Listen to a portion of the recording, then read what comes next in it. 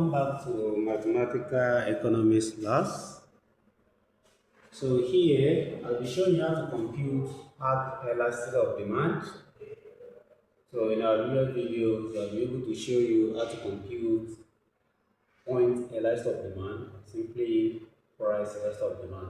So here, I want to demonstrate how to compute arc elasticity of demand.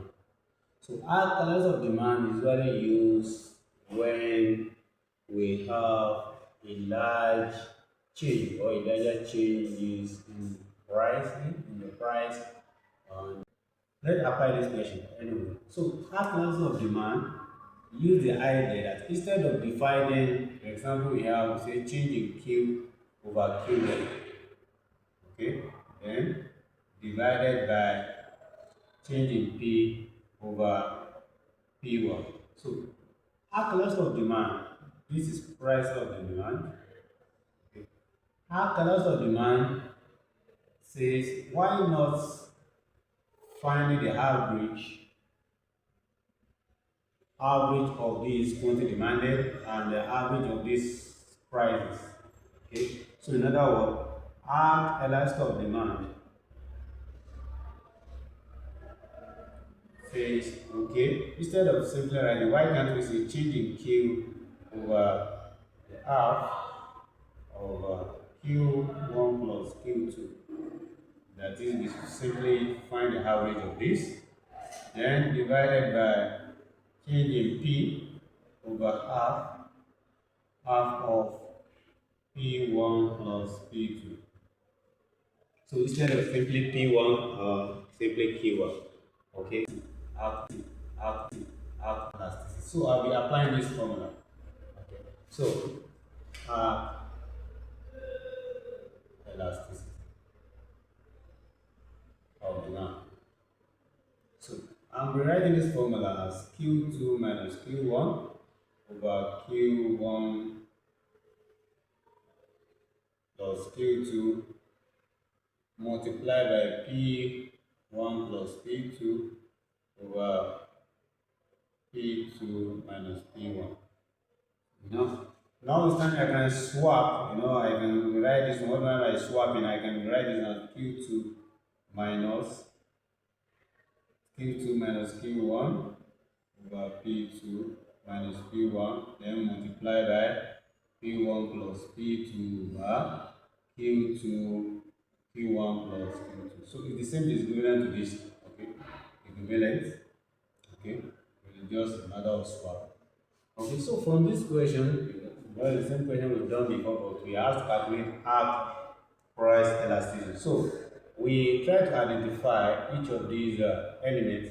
So here we know that Q, let's start from P because this one says a good is lower from 350 to 200 naira. So the initial is 350. So the initial price P1 is 350 while P2 is 200. What of Q? The quantity demanded increases from 600 units.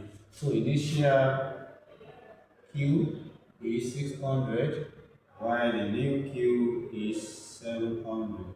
So we are good to go. So we can simply substitute into the formula arc elasticity of demand will now be equals to, so I'm applying this formula. Let me just take this one. So the Q2 here, what are Q2? 700 minus Q1 600 over P2. What's my P2? My P2 is 200 minus P1 350.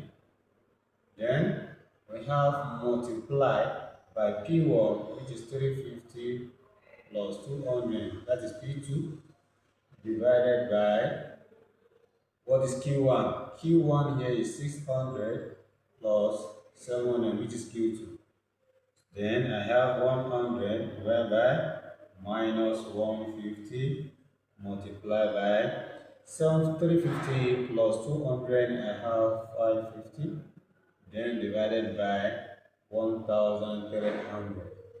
Okay, so I'm good to go.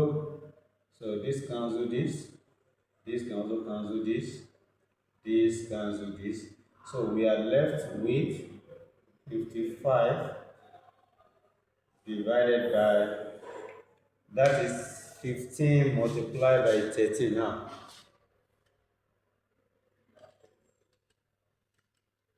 So I have 195. 195 minus 195. So when you divide that, so we have 55 divided by 195. So we are left with minus 0.28. Minus 0.28. So this is our hard elastic of demand. You can see when we want to interpret, like I said, we are going to ignore the sign. So ignore the sign here tells us that the coefficient of the arc elastic of demand is 0.28, which is inelastic. Which is inelastic.